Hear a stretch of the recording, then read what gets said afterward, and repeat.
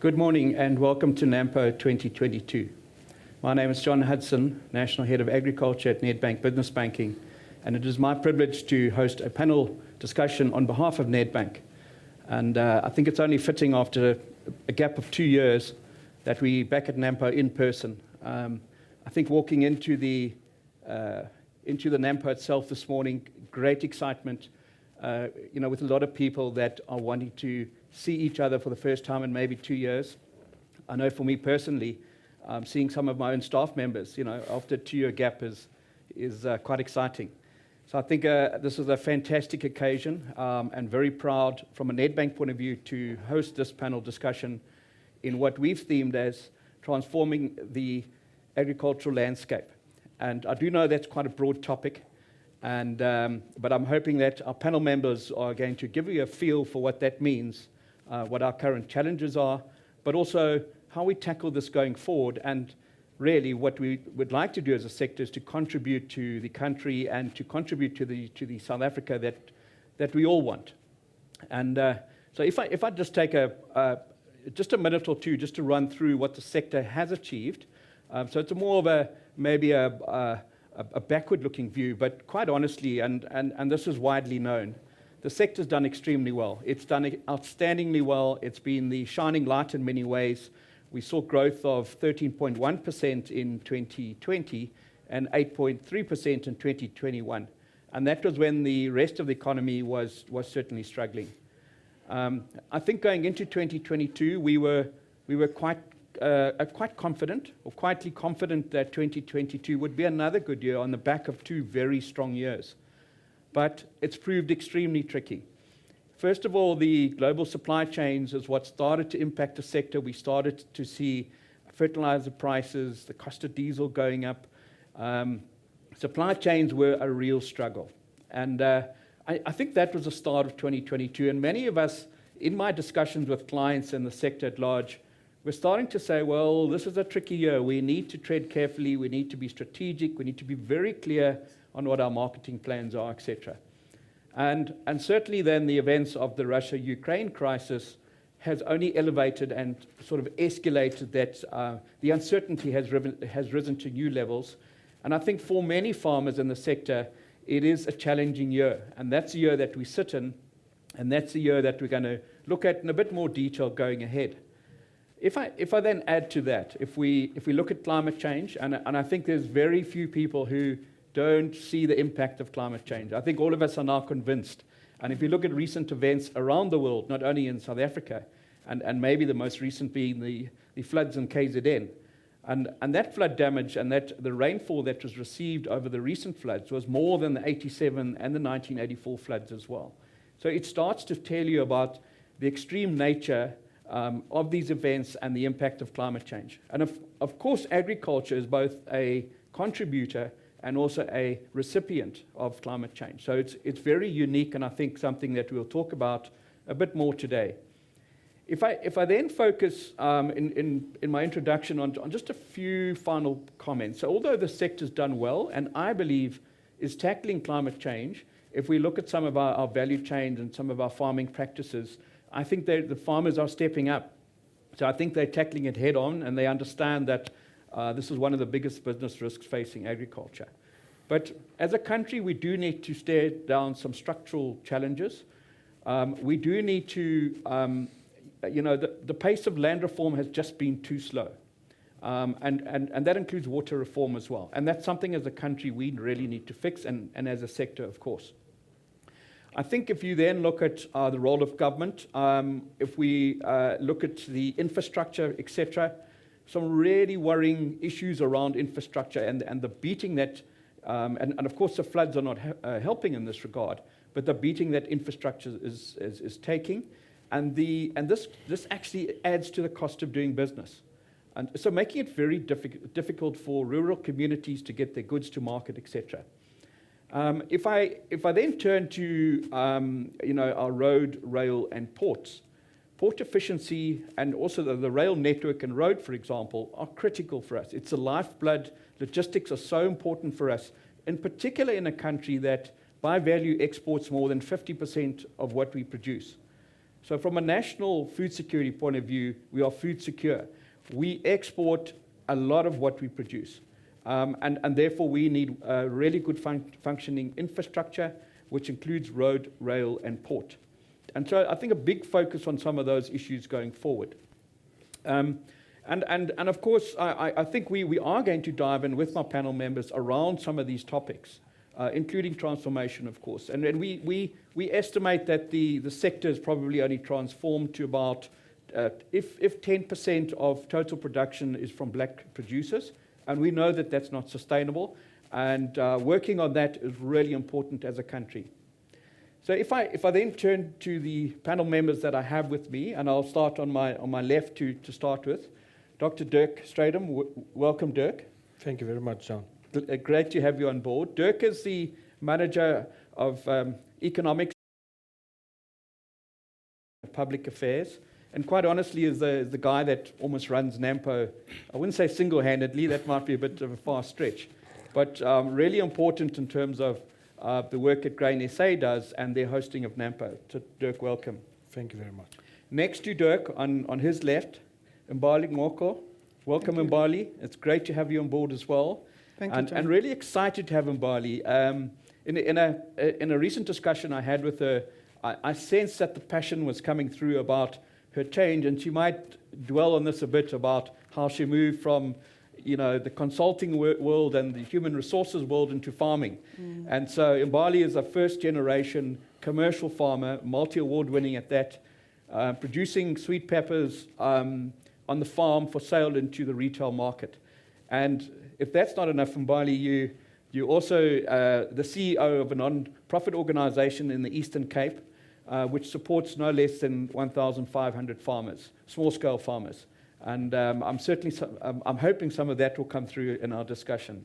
Thank you. So welcome. Ole Mukhali is an executive at Nedbank Digital. So he's an IT specialist and has, I think, at least 15 years banking and also consultancy sort of under his belt. He's also the head of Nedbank Avo Business to Business, and hence the reason for having Ollie here to talk about technology and to dwell a bit on about Nedbank Avo, the business to business in particular. It's really new for us in terms of Nedbank, but very exciting, and we think it has great application in the sector. So Ollie, welcome to you. Thank you, John.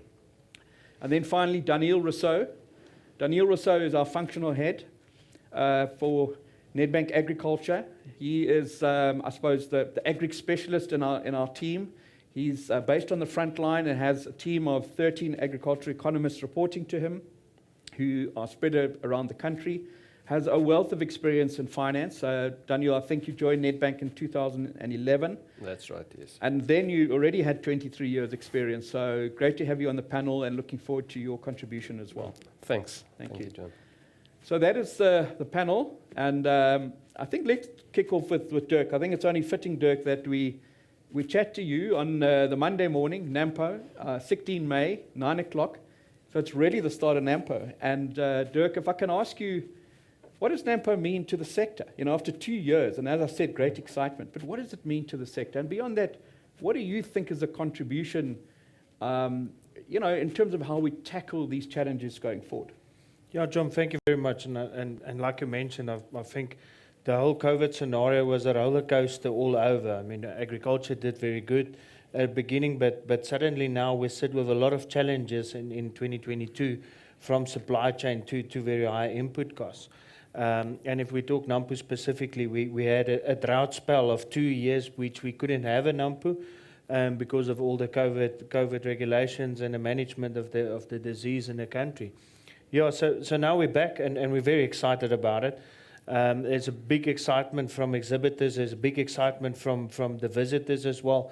And the main reason for that is to have that networking again, to sit together, to talk to one another, to experience what everyone brings to the table, from the producer to the exhibitors, and to see what solutions we can get for the future. I normally tell people that it's a business show to do business, but a big part of it is also the networking and the strategic planning going forward. So the producers come with challenges, they talk to the exhibitors, they talk to the service providers, and they sit together and say, all right, let's have a look at these challenges. How can we change it? How can we take it forward?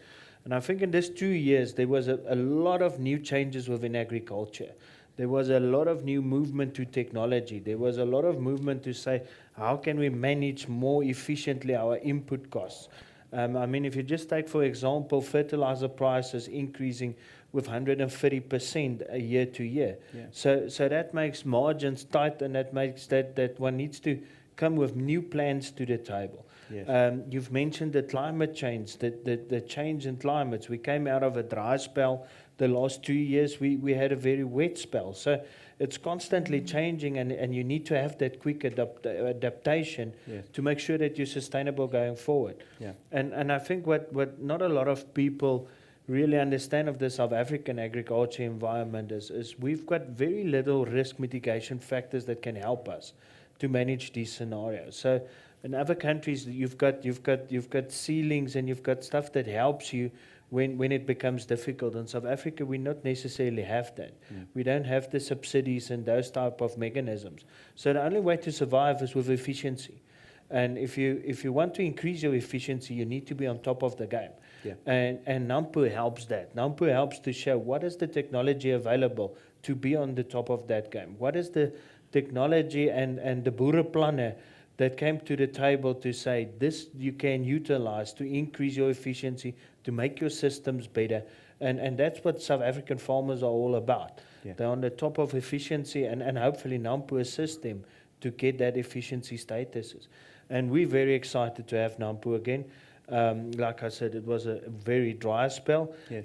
It was a roller coaster. It was a month and a half back. We still didn't know will it be able to have a Nampo. Yes.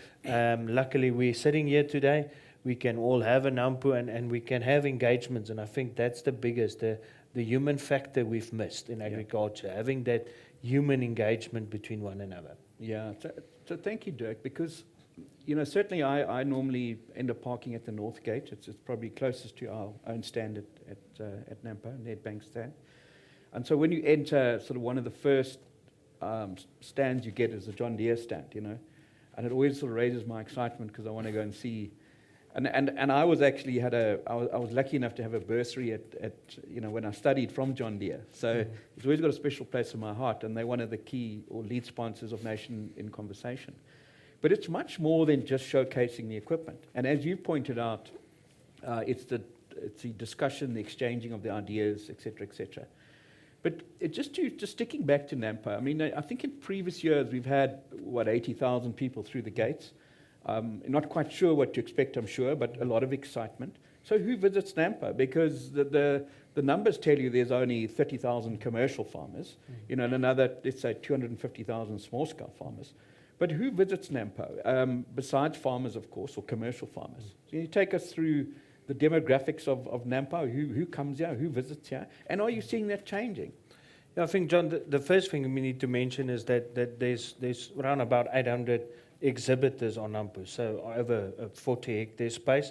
So it's quite vast and big. So part of that 80,000 numbers is producers that would attend 2 or 3 days as well. So we see very little that producers only come for 1 day. They make it a trip now to do 2 or 3 days to make sure that they get to all the exhibiting space. So that's a bit of a multiplier effect as well. And then we've got some of the broader business people coming in as well, and looking at what is the opportunities in agriculture. What do they see gaps of assisting producers, taking producers forward as well. A big discussion always is the airport here. If you take the airport between 7 in the morning and 9 in the morning, unofficial, it's the busiest airport in the country. Yeah. And everyone always tell me, but is that all farmers? And it's actually very little farmers that's flying. It's business people that fly in to see where they can have engagement with agriculture, which opportunities they can take further. It's literally CEOs coming in to talk to the farmers, to get that networking and to make sure that they're in the right direction. So, Yes. so it's a package of that, and then the third part is also some of the public members. Yes. People that wants to come and experience agriculture, people that's got a love for agriculture. Yes. And I think that's very important, because that's at the end of the day, the people that we as agriculture industry is working for as well. We're working for the consumer that's consuming the food. Yes. We're working for the household that's consuming the food. And, Yes. and I think that's the second part, is to have that public engagement as well, to showcase what agriculture is about. It's not just the old picture of a tractor with a plow behind it. I mean, if you just look at the technology these days within a tractor, if you go and sit there, you almost need an IT degree to manage that thing. So it's to showcase that as well to the public sphere, and to show that agriculture is a looming place to be part of a career. Yeah. It's not necessarily in the farming side of it, but there's a big value chain that you can participate in. Yeah, thank you. Because and why I touch on this, I think in the past 2 years, sort of agriculture has really elevated in terms of its awareness and its public understanding. And I think the whole understanding of food security, you know, our food systems are still quite fragile. And we saw that in the looting last year and the floods this year, that our food systems and the logistics around it can be quite fragile.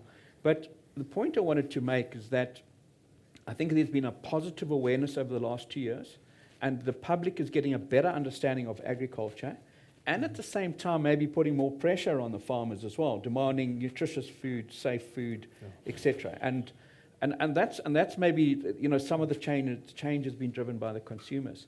And I've said to a few people that you've got to come to Nampo. You know, if you have no interest in farming, come here and understand, because you can see it all in one place. Yeah. And the feedback I've got from people who've visited Nampo is, wow, I'm coming back next year and I'm bringing my wife. You know, and that just telling the story is part of it. Yeah. So thank you for that. And I think, John, the part that I would like to add to that is with the war that we've seen in terms of the Russian-Ukraine war, we've seen the importance of local production. There's Yes. no substitute for local production. If you've Yes. got local production, you know you've got food security. Yes. You can have imports, you can have trade agreements, but that can change in an instance. And then you've got risk in your country, Yes. where local production is still the best place to be in terms of a country, Yes. and to be in terms of food security. So Yes. that's where someone like Grain SA is pushing a lot to say, we need to get systems in place to secure our local production. Yes. And that's a beauty of the soybean industry, where we've grown the soybean industry so much that we're now looking at exports. And that's the scenario Wow. where you want to be Yes, in yes. as a country, because then you Yes. know you're food secure. Yes, and also is looking outside our traditional maize producing areas, you know, onto the eastern seaboard. And I think Mbali will talk a bit more about that in terms of her support for small scale farmers. But Mbali, if I ask you about your journey and how you got into the sector, bearing in mind that you'll often hear that many farmers are third, fourth, fifth, and in fact, we've got a client in the Western Cape who's 10th generation farmer, and you are a first generation farmer without a background in agriculture. And I've no doubt that your passion and your drive is what helps you succeed. But just tell us about your journey as a first generation farmer, and maybe initially some of the barriers to entry. You know, we were talking offline about initially quite tough to get in, to build your networks, which might come naturally to other people. And I guess Nampo does help with that, you know, because once you're at Nampo, you can start to explore those networks. But if you wouldn't mind, tell us your personal journey of where you're at and what you're doing as a commercial farmer, and a very successful one, I might add. Thank you, John. I still have a long way to go. However, my journey back in 2016, when I came into the agri industry, was quite conservative. I think the key driver to success to be a farmer in the South African agricultural landscape is definitely harnessing good relationship, key personal relationships. You know, I think a farmer that is successful is successful because he or she has a team of experts around them, right? The farmer implements and is able to take advice from professionals, from bankers, from insurance individuals, from chemical and fertilizer representatives, and then he or she goes back into these farms and then makes a strategic decision of how they are going to cultivate that land to make it quite successful. So when I started in agriculture, it was conservative because I was just unknown, people were less likely to help. I'd had to drive kilometers just to get basic services. And what I mean by basic services is just to get somebody to sell me seeds. Somebody to sell me fertilizer, somebody to give me the right advice. However, fortunately, technology has allowed me to be able to just get the basics right back then. And when I say technology, it's Google. Where there were periods where I just struggled in terms of I couldn't identify what pest or disease I was dealing with. Why are my baby marrows not successfully growing? Why do I have this black pus on my pepper leaves in the tunnels? But fortunately, technology was able to help me get through. And as the years went by, I attended a lot of agricultural events, speaking to individuals face to face when they see that you really have a challenge and you've tried so many solutions, but maybe you're not winning. Then slowly but surely, people just started opening up and engaging with me and getting to understand my business, getting to understand why am I farming. I could be pursuing any other careers or any other business for that matter. But I think once people start understanding what is it that you're doing on your farm and your strategy and long-term goal and vision, the relationships start opening up more.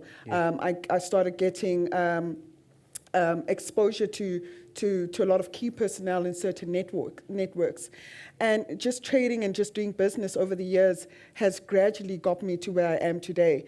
So what I'm doing now is just definitely farming peppers. It took 3 years for me to get to this position. Hydroponically undercover. I've got 1.3 hectares under greenhouse tunnels, and I'm farming peppers for retail wholesalers, like you had said in the beginning. And I'm learning that, okay, for me to succeed, yes, again, I need to be adaptive. I need to communicate my vision, my farm's vision, to the key personnel that helps me. Even them, when they go out and go back to their office, they have green terrace in mind, And so, I think my key to success has been definitely having been supported by the right people at the right times, and also showing my worth, showing that I can deliver, showing that I can do business, showing that I am in farming for business, because farming is business at the end of the day. This is not a hobby. There's a lot of investment, personal or financial.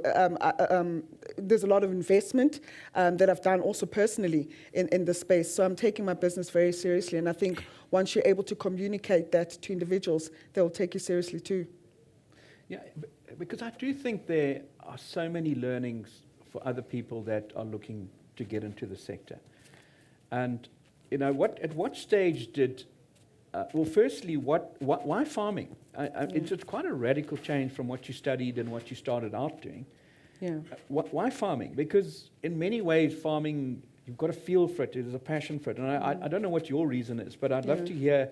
And then the second part of it is, when did people start taking you sort of seriously, In either the staff you started to attract, say, okay, I'm going to get paid at the end of the month, and your external networks. What was there a turning point, or was it just your persistence? Was it just time? Or was it your character that came through? What was it that got you over the line and people said, this is someone to back? So firstly, I had a business that I ran successfully about for 3.5 years prior to my entry into the agriculture industry. And towards the latter part of that business, before I closed that business, I really wanted to just be in a sector where it wasn't too saturated. So what I mean by saturated, so I ran a recruitment company where I was recruiting engineers and artisans, some expats, some from local markets, some international markets, and rightfully so, I was good at that, right? But it came a point where I think towards the third and fourth quarter of 2015, the first quarter of 2016, the economy from an employment perspective was shrinking in South Africa. And I thought, I couldn't really churn the business. Yes. I mean, I'm at the mercy of corporates, right? If corporate South Africa is not hiring, then Yes. what's the purpose of my business existing then? Yes. So fortunately, I think it was just it was perfect alignment. It was God's timing. And when I looked into the agri industry, I found an industry that was like, oh, it's not too saturated. Like in recruitment, at every corner in the street within Johannesburg, there's a recruitment company. And you kind of have to prove yourself in that sea of many recruitment companies. Yes. In terms of what is your differentiator. And then when I came into the agri industry, I thought, okay, wow, a lot of females that I read about in that space, it's either their wives of farmers, yes. or their children of farmers who are playing a supportive role in the company, accountants, admins, and so forth. And I thought, okay, there's not a lot of female farmers. This is a place where I can penetrate in. And just personally, I'm a huge love of risk, Yes. And that for me excited me. And it's just seeing all the challenges that people, just from my bare minimum research, all the challenges that were just listed. As a new entrant farmer, it's difficult to get into retail, it's difficult to access land, it's difficult to access information, it's difficult to access markets. I thought, okay, all these stumbling blocks is just something that I could strive for. Yeah. And, without bragging, I think just when I think of my journey, I'm quite proud that a lot of these things that when I come into the space, the things that I'd read, I've kind of overcome those challenges by purely being determined and hardworking, and approaching doors that are just, were not necessarily closed, but just people weren't open. You have to force them open. Yeah. Yeah. But also, like I said, it's just communicating to people what you're doing, Yes. And that's how you just gain the support. So I want to answer your second question, but if you could just repeat it once again. Well, I have to now remember. Yeah. But it was also attracting good staff. But I'm just going to stick on one thing, because I think communication is important as well. How you convey that to either your staff or to investors or support services. So I think that's critical, because I sense when you do communicate, it all comes out, Yeah. and that Yeah. passion comes through. And certainly for me, that strength of character comes through as well, because I think it's not an easy industry to do well in, but if you do, it can be very satisfying. And maybe that's why this has still got legs. It's not like your previous business where you thought, oh, where to from now? You've got so much more to achieve. And if I then look at the sector, and you mentioned there's not many, in terms of diversity of the sector, not that diverse. It's still quite traditional, still quite conservative in many ways, male-dominated. Do you see enough transformation happening? I open saying that, it's an estimate of 10% of production is from black producers. But what is your view on transformation? What is your view on diversity within the sector and on youth? Because if you look at the average age, and you might have read that article about, 1 in 5 farmers are leaving the sector. And I looked at it and I thought, well, some of it is an international trend where there are farmers sort of exiting. The age of farmers around the world is sort of in the 50s plus. So maybe to some extent that's there. Maybe South Africa, we have some unique challenges. Rural crime, etc., could be a worry. Lack of succession and so on. But if I just focus a bit on transformation, the lack of it, do you see enough happening? And we've just seen the sort of agriculture and the agro master plan being signed in by Minister Toka Didiza. Yeah. And I think that is another stepping stone. We can maybe dwell on that a bit more later. But what's your view on transformation? And after that, I'd like you to talk about including the small-scale farmers, how we assist them in being sustainable. I'm not necessarily saying all becoming large commercial, but being sustainable. Right. So I'll start off by answering that question with the previous question I remember, because you asked me how long did it take me to get the support even from workers. Yes. And quite frankly, it took maybe a good 2 years, because a lot of my workforce when I started out farming were maybe 10, 15 years my senior. Right? I wasn't born and bred in a family of farmers. And so it took a lot of work to also transform their mindset. that a young person can lead them, that a young person who wasn't born and bred in the industry might see a different viewpoint in how to penetrate this industry and successfully grow into it. Yes. And so it started with, yes, being an unknown environment, unknown territory for me, but also transforming the mindset of employees, that they can be led by a young individual, and that through their support as employees, a young individual like myself can also succeed. From a transformation point of view, I think there's various elements in which we could look at it. From a woman's perspective, I think the industry is transformed. Not so much, you don't see a lot of women in key leadership strategic decision-making positions. However, they are there in playing supportive roles with many agri-organizations that you see today. From a youth perspective, young people have always been around in the sector, but I think it's just how the sector has intentionally looked to maybe put a lens on certain type of farmers, let's say the most established, the more commercial, because that's where everybody wants to be in, right? Everybody wants to do business, wants to trade, wants to grow their companies. So typically they'll gravitate to the more established farmers. However, you know, the bottom part of the spectrum, they are young people, they are women, remote areas, urban areas that have been farming for many, many years. But I think also it's important not to only look at the primary level of the agriculture industry, secondary and tertiary. I think it has definitely transformed. I mean, we see now, we definitely seeing a lot more younger professionals in leadership positions, influencing policies, influencing agricultural organizations that have been in existence for more than 20, 30 years. We're seeing a lot of more women as well in corporates that are just changing how corporate agri organizations are also run. We're seeing the introduction of tech changing the agricultural landscape. So it's definitely transforming it, right?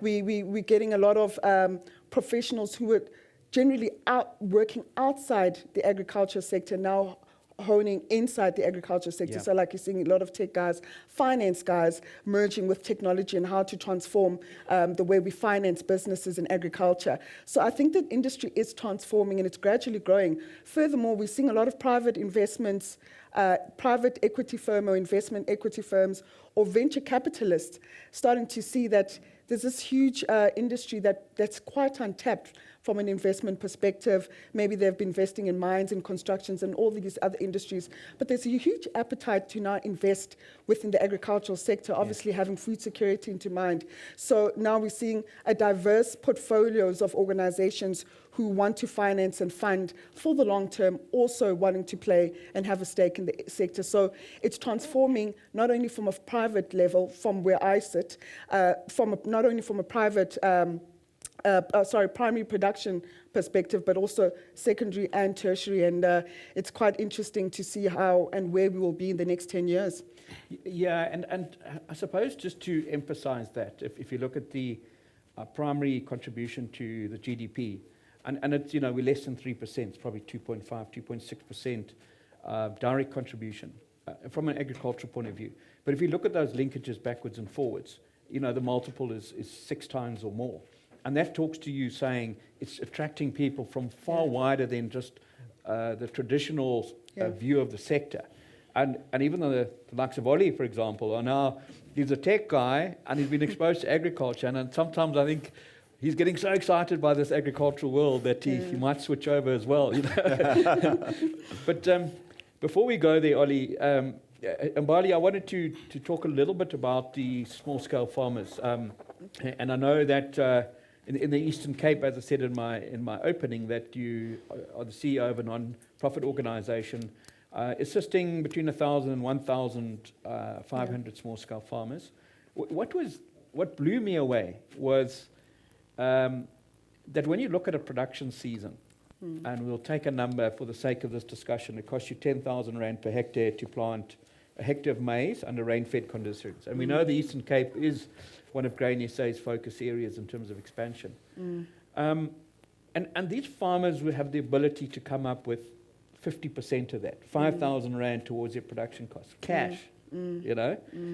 And that I found very interesting because the commitment then was to put their own money in and obviously to match it with wherever you can get funding, whether it's grant funding or loan funding or combination or whatever. So tell me a bit more about what the non-profit organization does, and why you're so excited about it, including what it means to those rural communities as well. Because yes, it is small scale, but wow, there's a lot more than just producing the maize. You know? Yeah, definitely. There's a lot more, and a lot, and just, I think people just need to be serviced, and I think that's pretty much the key to our success. So Kanya Farmer Development was started 3 years ago by a gentleman who's a farmer in the Eastern Cape. And when I met him late last year, I thought, okay, what he's doing is quite phenomenal. You know, with the minimal support, he was able to get the organization to such a point. And you start to see the hunger from the farmers who's saying, we've been farming maize for 15, 20 years, but we're in the Eastern Cape. You know, it's discussed on various media platforms through up to government to saying Eastern Cape must be transformed, Eastern Cape must be serviced, but nobody's actually doing anything. Yeah. So it just took a young entrepreneur, a young farmer just to say, okay, yes, I'm farming the Eastern Cape in my small little corner, but I'm attracting other small-scale farmers who are saying, how are you doing it?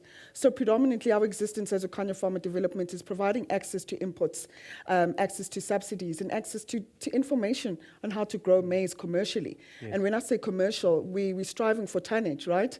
So it's farmers who are farming on communal land, some on private-owned land, but and who have been farming maize. It's not new entrants. They've been farming for many years. However, the access from a service perspective, getting the right seeds, getting the right chemicals, getting the right knowledge to prevent risks that may come in the next season, they haven't had that. So this is just what we're offering them, right? And so you look at the demographics, again, we think rural people are just forgotten individuals who are illiterate and so forth. But these are our fathers and parents, grandparents, who had served in the country from being teachers, policemen, lawyers, etc., yes, who are in retirement. And yes, they have the capital, and for them it's important to grow maize, because in the rural landscape, if you've got livestock, that's also generally how you're perceived to be wealthy. Yeah. So for in the rural areas, maize plays an important part, where it's just to feed from your livestock and also generate a bit of money in that. And then also another aspect that we don't see, there's so many other business people in the rural landscape who've got a little bit of money who are farming. For example, there are taxi drivers who've grown transportation businesses over and above just taxis, but buses, etc. They have capital. They understand that the money is in the land. They've been farming cattle, they've been farming maize, but yet again, not as successful as to reach the tonnage that a commercial farmer will do. So as Kanya Farmer Development, we're teaching the people in the rural areas to say, this is how you farm maize commercially. This is the plant population that you should have in your hectare, etc., and the list goes on. Yeah. And furthermore, we're just saying, okay, we understand that to maybe make it successful in the agri-industry, you need a lot of money, you need a bit of capital investment, right? Yes. And so we've come on board to say, okay, if you can bring half of the money, we can match that. But it's not something that we're looking at it for long term, right? Because at the end of the day, a farmer needs to stand by themselves, yes, and run their own business. And so that's the purpose of the organization. And, you know, our long-term strategic vision is to continue subsidies, but not rely a lot from our grant and donors and funders, but find other avenues where the NPO can generate its own capital to be able to support its own operations, because we never know when the taps might run dry. Yeah. But I think we're just doing a lot of work and just basically just providing access to inputs, quality inputs to the farmers, and that's our key to success and delivering on those objectives. Well, I think, you know, what is so exciting about that, though, is that the benefit of the work you're doing is being felt by the farmers. So they're saying, we're getting value out of what you are doing, which maybe, unfortunately, hasn't been there previously. I think the other important thing is that transforming the landscape, and in an agricultural sense, it doesn't only mean at the top end, the big commercial guys and, you know, boosting exports. It starts in our rural communities. It starts with household food security, which is still a major issue for us. And then it's about their self-belief and their pride in having a business, which not only meets the household food security, but there's surplus to sell, and that in itself creates sustainability and economy in those areas, you know, because some of that maize is milled and sold, and some is sold to feed companies, so there might be some off-takers in that regard. So I think it's that economy, and I know in Nation in Conversation there is some discussions later in the week about the regeneration of our rural communities. And that to me is hugely important, you know. So Mbali, thank you for that. We're probably going to come back to you a bit later. But I'm going to chat to Ollie, because Ollie, there was a lot about technology, and you heard Mbali's opening statement of how at the very basic level of technology, Google was her friend, you know, and she needed to find suppliers or information or whatever, Google, you know. Yeah. And that's where she started until she could build up the networks and get trusted advisors in. So if you could, in your experience, and I know your entrance to agriculture is more recent, and some of the discussions we've been having about the role of technology in an agricultural sense. So why don't you take us, because I know you're a tech specialist, but what are your early ideas around the role of tech in agriculture? And then we can dive into some of the detail a bit later. Yeah. And I think the starting point with the role of tech is that, you know, it must be tech not for tech's sake, but I think tech for the sector's sake, tech for the economy's sake, and for humanity's sake, you know. For me, the higher order, I guess, challenge that technology must assist us with is food security. I know that you mentioned that in South Africa, the issue is not as dire, but in the global context, it is quite huge. Firstly, we have a wastage of up to half of the things that we produce as the world.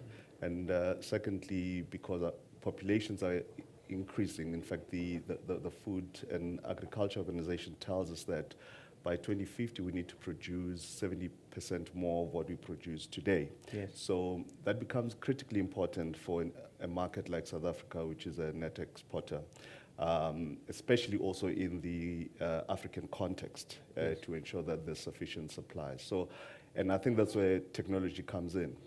Because, you know, it's not like we're going to get more land. We have to do more with what we have, do more with less.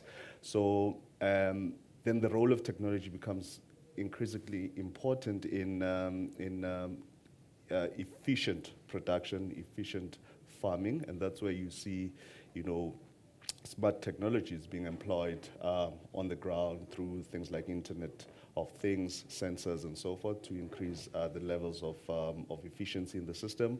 I think also technology is important in increasing transparency in the system. Yes. And that brings about, I think, also integrity in the system and in the value chain. So those are the critical things at a very high level that I see. But more important for me is in us adopting technology in agriculture, it's critically important that we do not leave behind the smaller farmers, small-scale producers in the process. So the biggest challenge I think we have is how do we proliferate this access to technology, make it available even to the smaller scale farmers.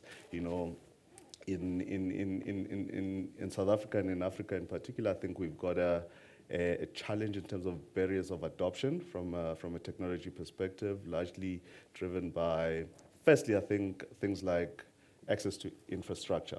You know, Africa is sub-Sahara in particular. We have some of the lowest, coverages insofar as broadband is concerned. You know, we actually have the lowest in the world.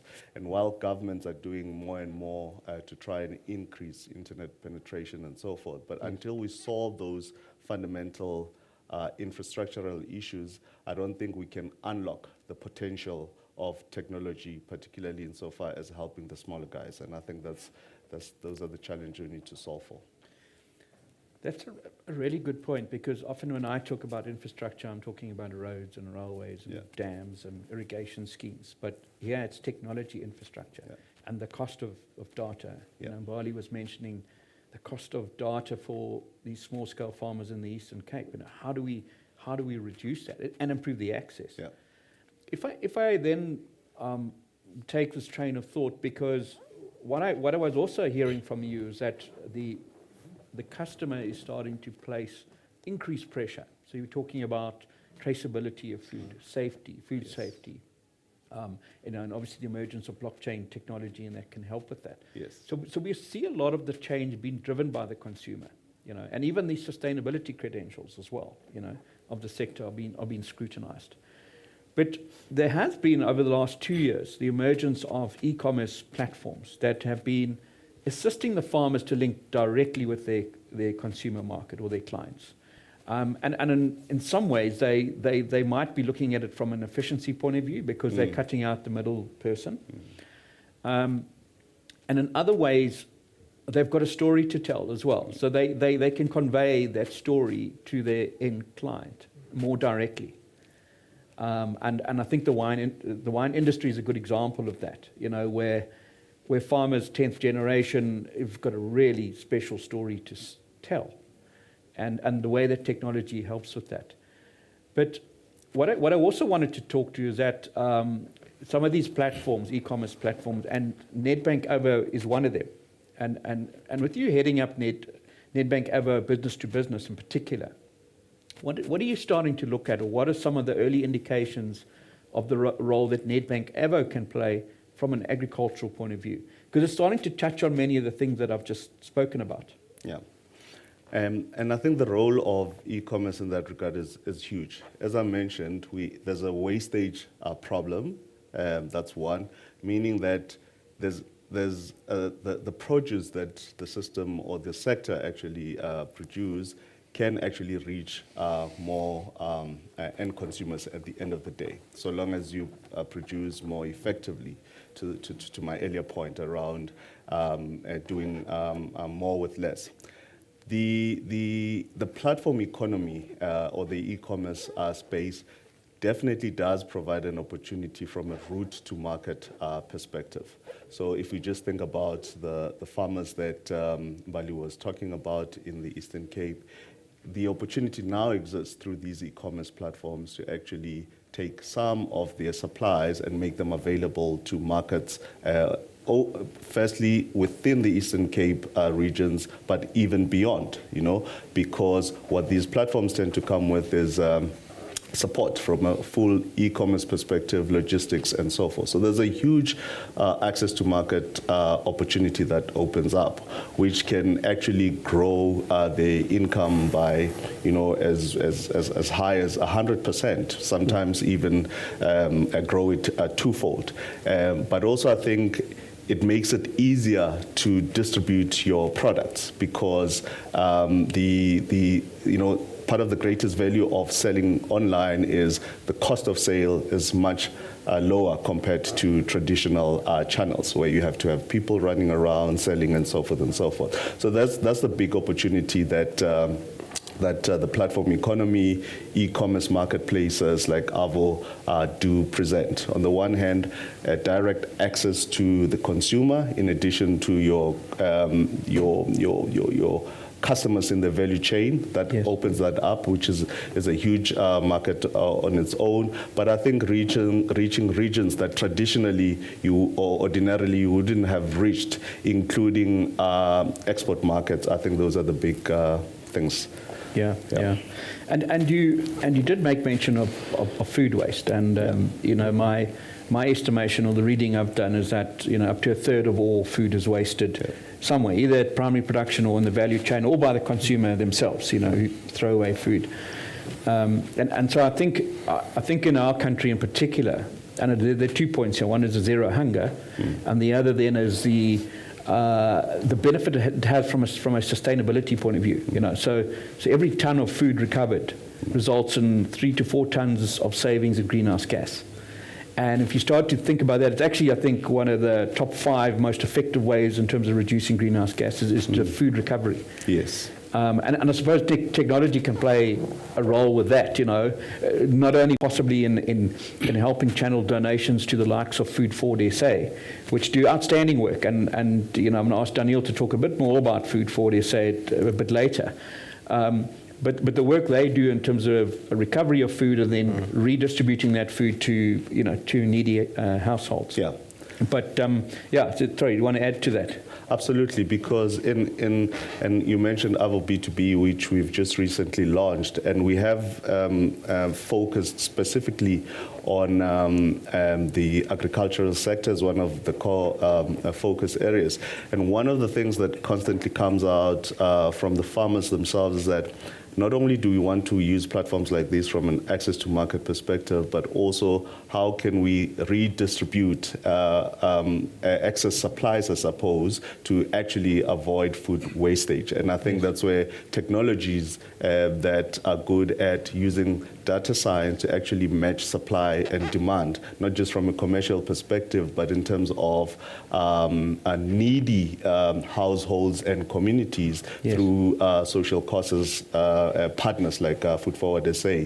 And I think for me that's the beauty of this e-commerce space, the ability to really link the profit motive with the purpose motive in kind of one ecosystem and do both. Yes.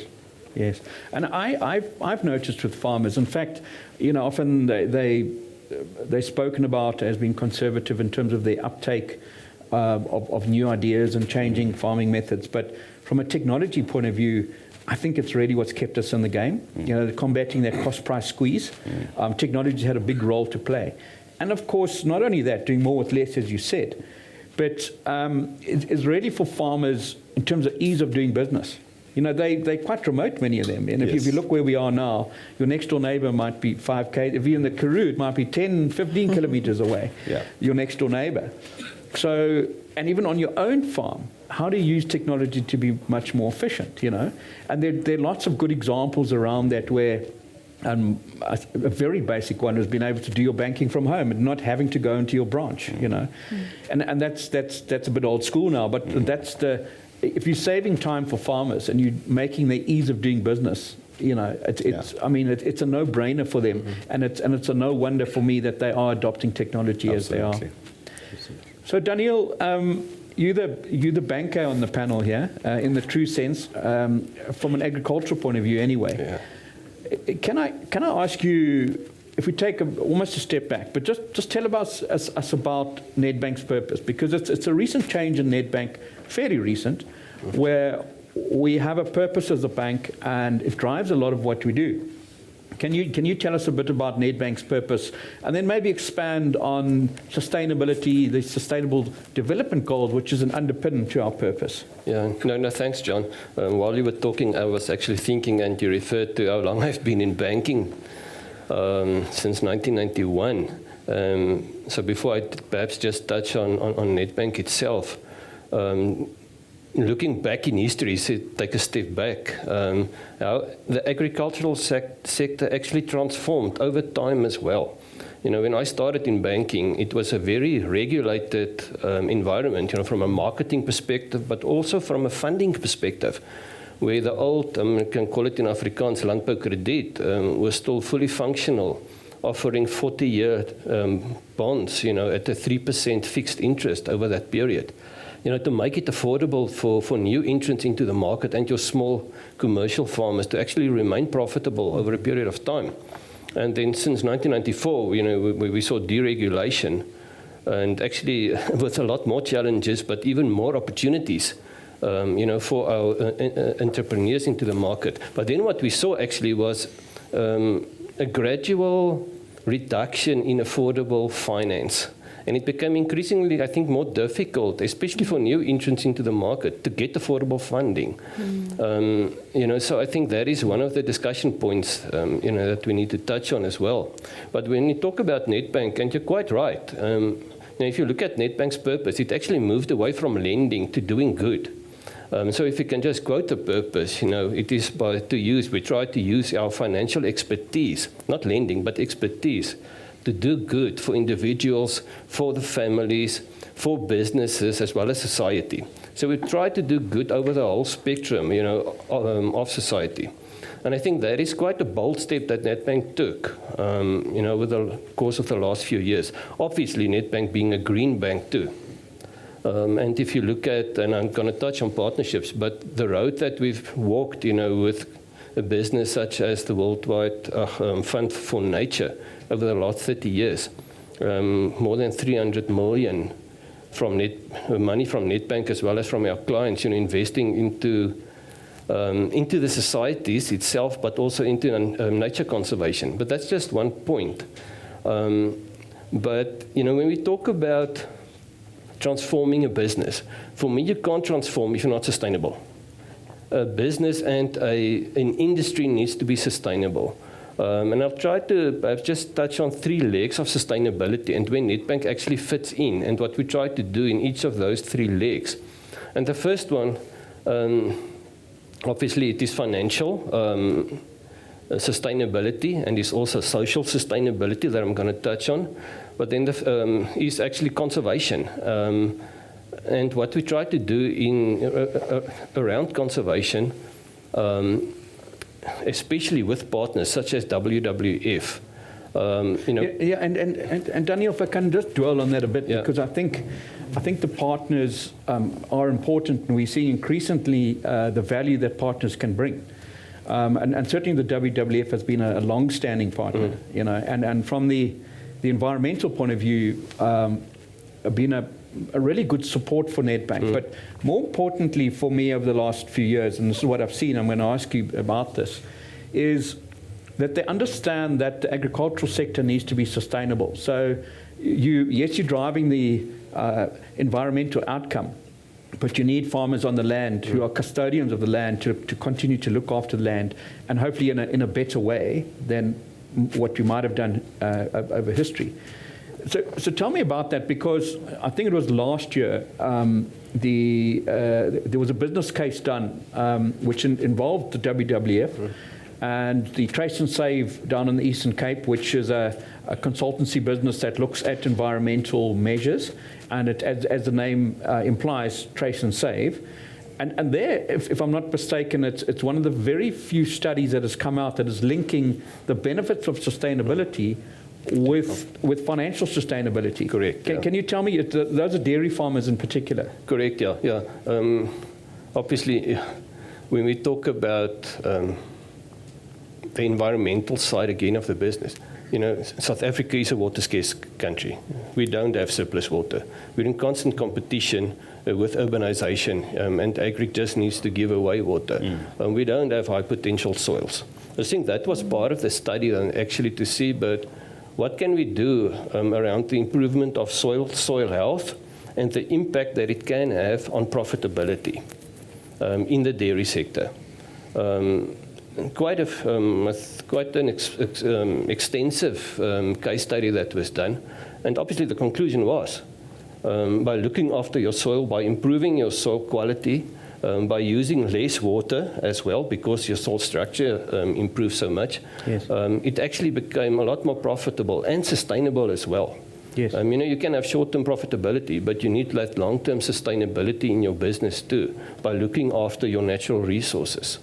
And so that was, for me, actually a brilliant study that was done by WWF and Trace and Save, yes. Yeah, and I suppose that the point is, if I look at Nedbank, in terms of driving sustainability and the funding of the SDGs, we spend about 130 odd million on CSR spending, but that's a drop in the ocean. Yes, it's a big number, but in the context of what Nedbank does, and we lend between 180 and 200 billion.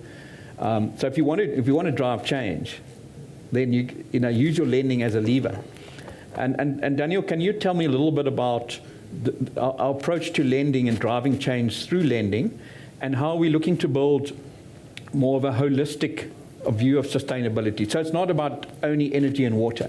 Can you tell me a bit more about that? For me, then it comes to the second leg of sustainability, being financially sustainable. And for financial sustainability, you need to look at energy, and you need to look at profitability, you need to look at productivity. And then, as a bank, Nedbank prioritized 9 out of the 17 Sustainable Development Goals. But in agriculture, we're looking at predominantly 3, where we try to focus on actually developing a soil health client value proposition at this stage, but focusing a lot on water efficiencies as well as renewable energy. given the risk that we currently face in agriculture, especially, you know, with a lack of energy and uncertainty around energy, especially with load shedding. We've seen quite a big movement towards renewable energy, and also looking at water efficiencies, and bringing that into, I think, quite a unique finance offering that we've developed over the last few years. Is actually to do that type of funding as cash flow neutral as possible. And that meant that we had to extend our funding terms more to the lifespan of perhaps of that specific asset that we finance. But then also to look at that we need to do it as cash flow neutral as possible, so that it's not more expensive than what you're currently paying for electricity, or even, you know, with looking at water efficiencies.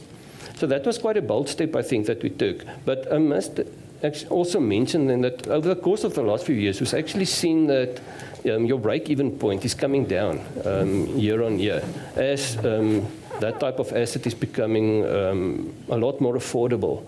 You know, also with new technologies. I think that's exponential technology growth that we've seen in that space, John. Yeah, thank you, Daniel, because I think, as you say, the payback period on sort of renewable energy has come down significantly, and many farmers are starting to see it as a viable alternative. Apart from the security of supply, of course, you know, the load shedding, but just in terms of pegging the costs going forward. And Dirk, in the grain industry, how much of this sustainability transformation is happening? Because they are major issues that we're facing. You know, we're talking about soil health, water efficiency, and so on. And do you see that coming through with the grain farmers as well? Yeah, definitely, John. I think that what Daniel mentioned as well is, if you just look at our type of soils that we have in South Africa, it's the soils of variability in terms of in a field of what types of soils and the different types of depths of soils and everything in that. Yes. It's difficult to manage for us. So Yes. we don't have the type of quality soils that other countries have. But Yes. we manage to get on top of in terms of water scarcity, we manage all of those factors within one sphere. Yeah. And it becomes utmost important to make sure our soil health is as good as possible. And that's why we're doing studies currently linked with data, where we take literally one field and we change one field into a field that takes up with data 2,000 experimental plots. Yes. And where we try to manage to say, where's the optimal space given all this variability in soil? And the reason for that is to make sure that we get the best out of the soils, and to make sure that best out of the soils is optimal. Yes. Meaning that the biggest yield is not necessarily the most profitable space. But also making sure that you safeguard in terms of the natural resources you have, Yes. because that's the only resource you have. And if you don't look after it, in the next 5 or 6 years, if that's gone, it's gone in the system. Yes. And it takes up time and a lot of money to recuperate back that soil. So the farmers currently is very focused in the grain industry to make sure that our soils is up of good standard, that our soils is managed in that way as well, Yeah. to make sure that we go forward in terms of sustainability. Now, a good explanation, as Daniel mentioned, in the 90s, what resources we had on the financial side. The second thing is also, as time progressed, and you've mentioned the amount of farmers that's leaving the industry as well.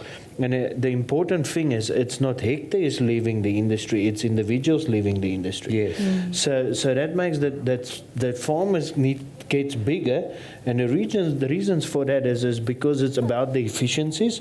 It's the guys that manage to get all that efficiencies in place, because Yes. there's just no space not to be efficient. Yes. The second part in terms of it is, if you look at the margins and the recovery rates, is the margins is becoming smaller and the recovery rates are becoming longer. Yeah. So with our variable climate, variable soils, all those type of risks, Now, when you have low margins, the moment you hit a drought scenario, Yes. it takes you 5, 7, 8 years to recover from that one drought scenario. Yeah. Where in the 90s we could recuperate 2 or Much 3 quicker. seasons, Yeah. and then you're up and on the legs again, and you can go.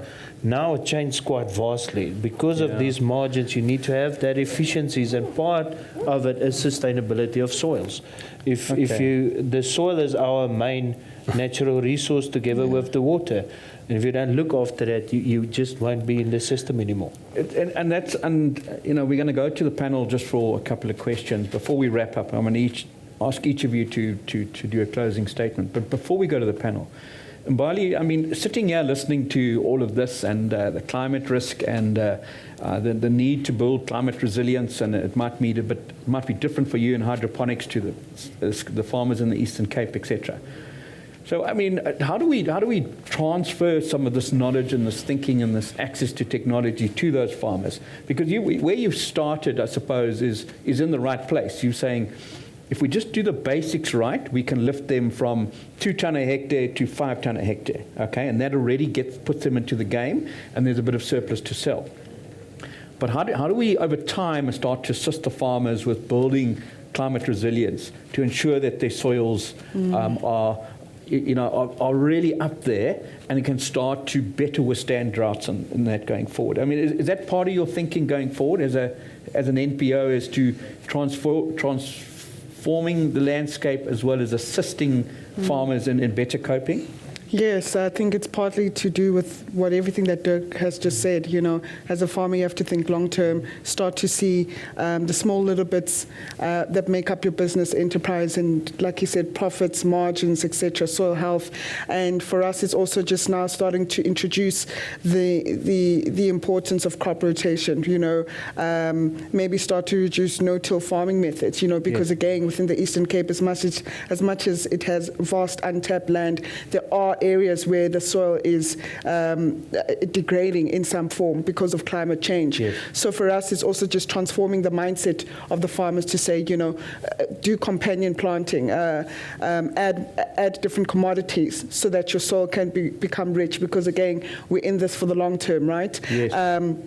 A lot of the farming enterprises in South Africa are generational as well. So if they want to pass something down to their kids, they need to start adopting these methods right now.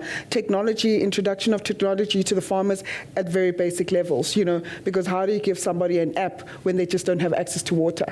An app is not a need, the water is a need. And so it's just bringing certain technologies, maybe that could assist them from a production level. And it's also, we're currently empowering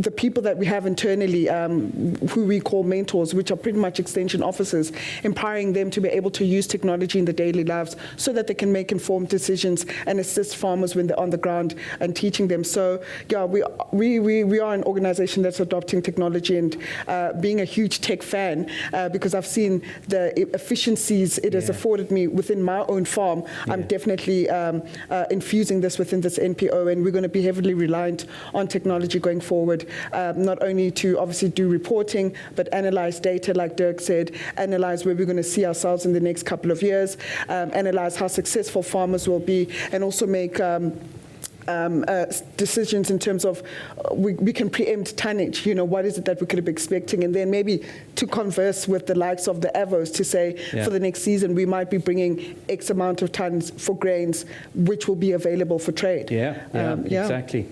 So I think there's some really exciting ideas, and I like this broad spectrum from small to large, that we've been talking about. But if I go to the audience, I don't know if there's 1 or 2 questions that you'd like to pose. If you do pose a question, just single out who you're posing it to. Sean. Good morning, all. I think my question is both for Dirk and Daniel. Sustainability, it's clear it's important in today's industry and market. And I think, first of all, is what type of solutions or products or advice do you have to clients with regards to funding the sustainable options, what are available? And then secondly, Dirk, we've seen in the past, we've seen prices, as an example, every 3 to 5 years increase. So I think my question is with regards to the latest prices that you get on Amazon as well, is it going to stay the same? Did we see that jump? Is it going to stay there to help with regards to the finance of these solutions, or are we going to see a decline again? Thank you. Thank you. Daniel, do you want to kick off with very briefly some of the funding solutions we have? And then Yeah, we'll thank you. get Dirk to tackle the tricky bit about prices. Yeah, thanks. I think when you look at funding the different solutions, for me it's horses for courses. There's no a single funding solution for like overarching the different financing options that we've got. If you look at renewable energy as example, you do asset-based finance. When you look at solar systems, where you actually just take that specific asset as security and you do it through normal ABFs over a longer period. But then if you look at improving soil health and moving towards regenerative type of agriculture, you look at capital moratoriums on term funding as an example for up to 3 years. Where you don't have to repay any capital during that period, to give you that grace period to actually improve your soil to the extent that you can farm more profitably after that. And Daniel, maybe it's about having rich conversation with your clients and understanding their unique needs, and then structuring something around it. That's what I'm hearing, which could include shade netting, it could include extended term on the funding, et cetera. But I suppose it's the idea is to how do you combat some of these challenges, climate challenges, and build a climate resilient business. Dirk, over to you with the prices, and then we've got, I think, one more question before we wrap up. We can see he's from the University of the Free State. He's asking difficult questions. I think that the first thing is that's the beauty of a free market system. So in a free market system, normally the market corrects itself at some point of stage, and it's literally looking at the macro view of it. Currently, if we look at the prices in South Africa, we for most of our crops, we had export parity prices, which is actually the lowest price you can be relative to the international market. And that means we've got, in a world context, very cheap grain in South Africa. The question is, if the international prices change, what happened to the local environment? And that's the risk currently we're sitting with. If international prices decrease and we still have these high inputs, then we'll have problems.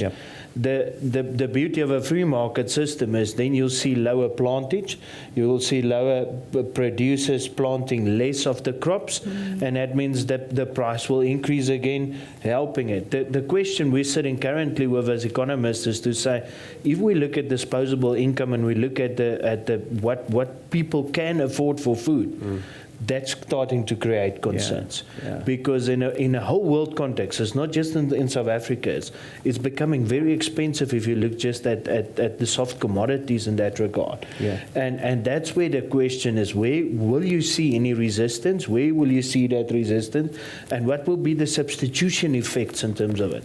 And that's where some head scratching is happening. In South Africa, we know maize is our staple food, but we know there's also shifts these days away from maize, then something to like rice, due to affordability. And that's where a lot of our questions currently lies.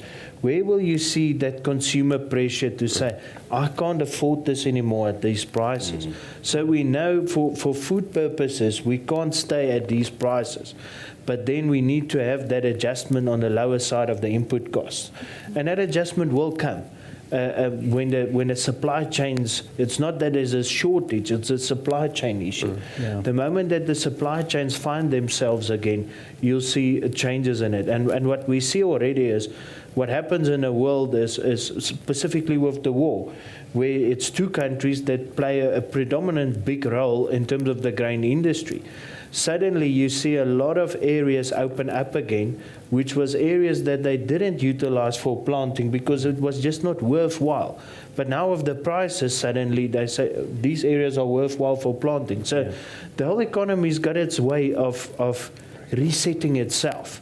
It's just the timing phase. And we all know agriculture works in cycles. And the best place to be is to be through that cycle. If you can manage through a cycle, then you will manage through it. And you must put yourself in a position to manage through that cycles. So I think that is certainly good advice. Thank you, Dirk. Is there one more question from the audience? Quite bright out there. You, in the back corner. Yeah, thank you very much, John. I think my question is really around transformation and sustainability. That was largely touched on the panel.